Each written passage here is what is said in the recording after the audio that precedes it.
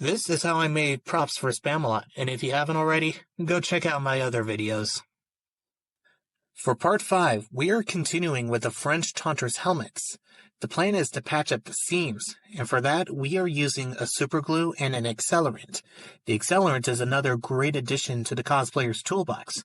It saves time on the superglue curing process. Plus, since we're working with foam, its flexibility works to the advantage. Patching the seams seems a lot easier.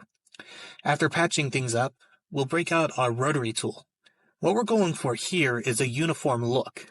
Rounding out the edges, smoothing out the surfaces, and a rotary tool is a great thing for that. Probably ranked in the top 10 of the cosplayer's toolbox. The kind of tool I'm using is a flexshaft rotary tool. It's my favorite because it has a reverse feature.